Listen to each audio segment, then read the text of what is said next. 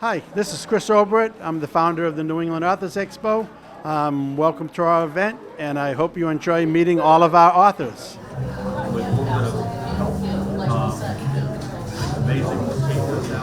Hi, I'm Guntis Goncarovs. I'm part of the New England Authors Expo, and I've got a number of books that I've been completed over the past 20 years or so. My latest is Secrecy Gamesmanship. It's actually a story which was centered pretty much on the McKinley assassination, thus the uniform, if you will. And I started it with the thought process of trying to evaluate what was going on with the McKinley assassination itself. Interestingly enough, though, is that there were some backstories that really took place during that time frame. One in which was the Secret Service was just starting to develop, and as a result, its failure from the Lincoln assassination, the Garfield assassination, and they weren't really where they were supposed to be for the McKinley assassination. So you start digging into a little bit of the development of the Secret Service in and of itself. Where did the assassination take place? The assassination took place at the Temple of Music in Buffalo, New York, September 6th, 1901. Not that I'm a history buff, but I am. And you know, one of the backstories associated with this is Simon Lake, who was developing submarines for the United States, lost the contract to John Holland that made the first set of submarines for the U.S. Navy. He decided to go over to Europe and build submarines for the Tsar Nicholas. Little did he know that Tsar Nicholas and the Kaiser were close compatriots, and as a result, the Kaiser had spies over in St. Petersburg to be able to steal some of the plans and put together his own submarine navy for World War I. In fact, it's kind of interesting, as I was digging into the information, all of the Kaiser's submarines, 29 submarines that he had built for World War I, were of Simon Lake's design. So it's kind of an interesting backstory with respect to what Simon Lake was doing at that time frame, considering Teddy Roosevelt was trying to push the U.S. Navy and the improvement of the U.S. Navy itself. What got you to think about doing a book like that? I'm a chemist by education, Yeah. and I enjoy telling stories, and I just love history. Really digging into the history background, and what kind of drove me more so toward writing what I call historical fact-based history, and I have to call it fiction because you're dealing with what's going on in people's heads during that time frame. And I noticed you got quite a few books. So you've been doing this for quite a while. Yeah, a little bit. I started probably 30 years ago. Wow. 30 years ago or so. And what started it all was actually a book that's still in print, but I've sold out of them, is a story about how my grandfather actually left the Czarist Cavalry during 1915, 1916, 1917 when the Soviets took over in Russia, and he had to go back to a small country on the Baltic called Latvia. And it was kind of interesting that he was searching for what he wanted to do with his life during that time frame after being a soldier, and the events kind of drove him to become Telmanu Simniks, the title, the Lord of Telmani, which is the farm that my mother grew up on in Latvia itself. So it's kind of a family saga that drove me into that time frame to try to understand what was going on in the family and the family ties. Very good. What are some of the other books you got? Now, what I did, I went down to Carolina for work, North Carolina, and spent some time investigating a Civil War submarine. I was educated in the North. I had absolutely no clue that there was a Civil War submarines that the Confederates had built that actually took down the USS Housatonic on February 17th, 1864, and it was kind of an interesting situation, the first submarine to sink an enemy cruiser in battle.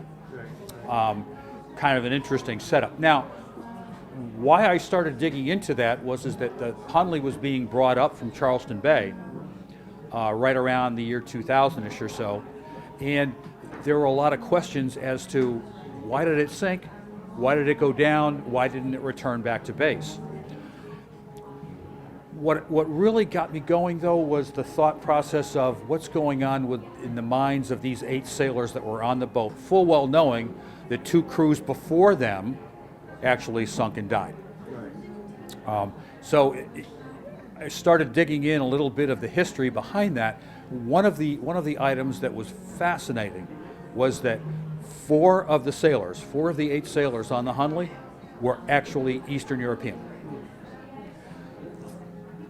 2 of them were born in the North, which left only 2 Confederates, 2 actual Southern-born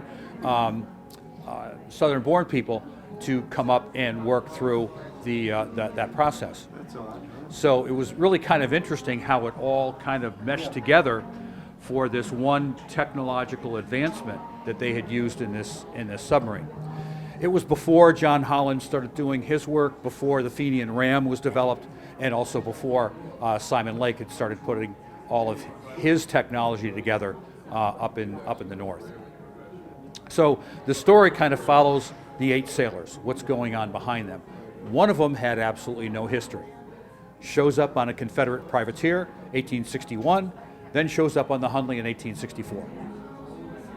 3 years time frame floating around the South. Well, I'm sure he's digging up a lot of information. And he was German. So the Kaiser, Bismarck at the time was actually digging into a lot of the other countries' navies to improve his own for the Kaiser. So there were spies all over the place from Germany. So I was able to use that as the eyes to the whole story of the 8 sailors on the Hunley. I followed that up with Havana's Secret, which kind of gives it a little bit away as to where it takes place. A lot of the information takes place in Havana just prior to the Spanish-American War.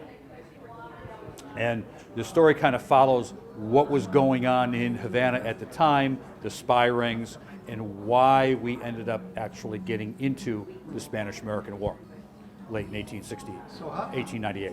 A lot of research done, I'm sure. Oh, yeah. And how did you do that? Who did you go for? One of the resources that I have is JSTOR, JSTOR.org, and it has a lot of the articles about history that are put together online, a lot of good information there on some of the backstory. Additionally, there's I was going into the naval archives to try to get information from there. A lot of that information is actually online. The thing I had to really be concerned about, though, is number of resources, because a lot of times there's only one little document about one individual, and there's not a whole lot of backstory to that or back information for that. So needed to be careful on where I got the information. Those 2 were the big resources. All right, a little bit of a promo on your book and where they can get it and that kind of information, contact information. Contact information, gggoncarovs.com. I do have a website that I can sell books directly, signed, if you'd like. They're also available on Amazon online, as well as Barnes & Noble, as well as any other booksellers. I do have ebooks for all of them. Okay. So there's an ebook availability. Throw it onto your Kindle for a couple bucks, and you can read the story itself. Now, I also want to put a plug in for Toadstool Books in New Hampshire. Sure. Now it's Balin Books, I believe, is the name of the title. It used to be Toadstool in Nashua.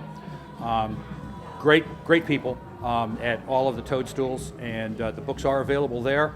Last I knew, I need to check in on them to see whether or not the stock that they have has been sold off.